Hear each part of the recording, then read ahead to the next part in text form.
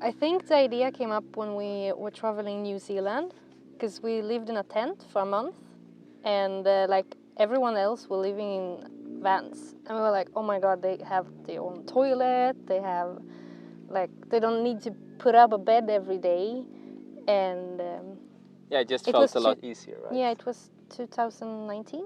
No, 2020. 20. Yeah. Yeah. So that's like when we first came across some like proper van life, and then we kind of thought like, okay, this is something that we would like to do by ourselves. But then also we wanted to have the freedom to work from anywhere. So at first we wanted to come up with like a company idea so we could work from the road.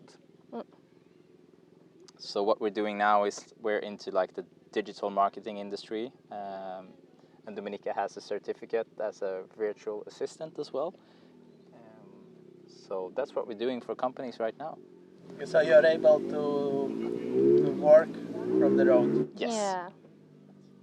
It's perfect. So we quit our jobs last year in March, and then we rented out our apartment in Stockholm, Sweden, and we started the hunt for a van, and that was not very easy. No, because everyone was thinking the same at that time.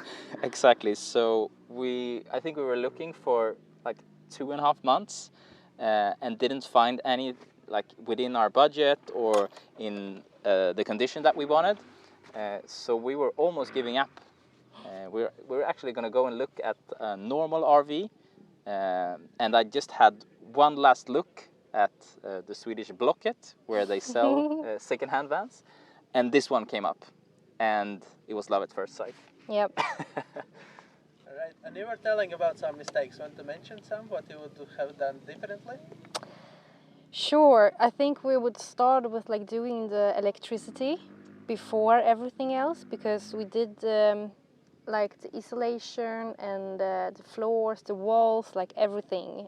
And then we came up with like, oh, wait, we forgot about the electricity. So it's like outside of everything, and it was pretty hard to hide it and to secure it as exactly, well. to protect it with all the hoses around and that kind of stuff.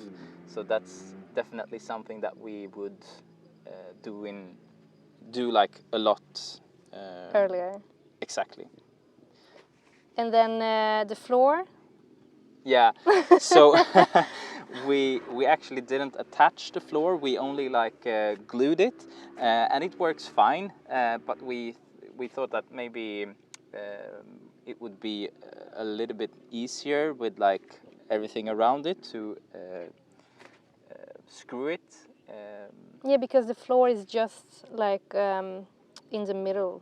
I mean. Oh yeah, you mean the top floor? The top floor. Yeah. Yeah. So the top floor as well. That probably we would like to change and do it all over, like underneath the cabinets and everything. So that's a second maybe like mistake. And I think the worst mistake we did was to let someone else to install the diesel heater, because when it broke we were like, oh, we're fucked. What do we do now? Yeah.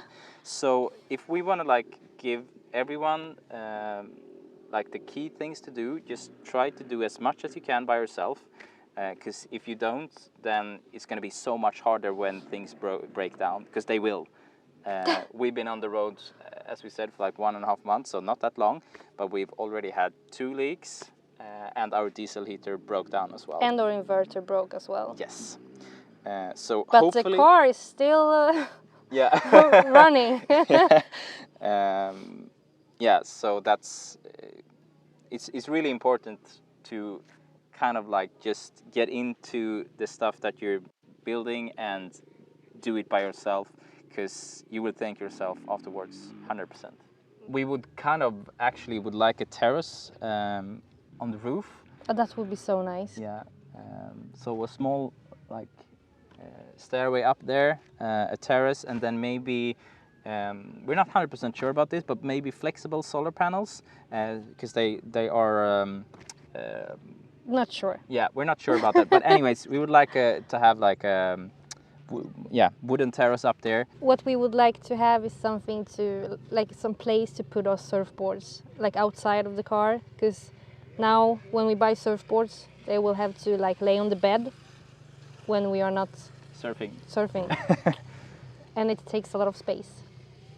So that's one thing. So either outside or maybe like some built-in underneath. I don't know, but we definitely need some space for them, and they're huge as well since we're beginners, and we already have too much stuff. We have skis. We have Kites, a lot of skateboards. yeah.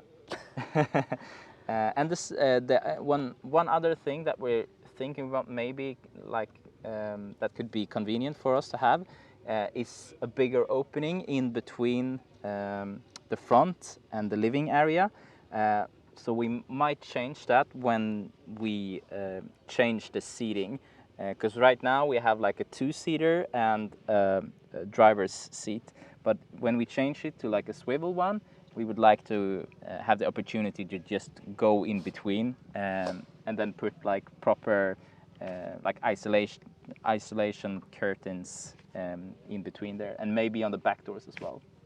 Yeah, and we also would like to have a bigger shower because Andreas doesn't fit. Yeah, yeah. So that's a little bit too small.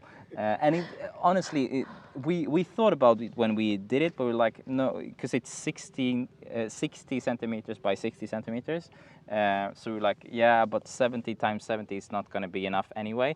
But we still think that it would have made a huge difference for us, and we still have enough space in the van anyways. So that's another thing. Yep. But except from that, I think we're pretty happy with our build. We would definitely go for a fixed bed again. You have something more?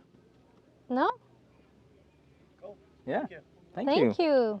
Thanks for watching, and if you want to see the full tour of this van, then head out to the second video right here. Bye. Bye. Bye.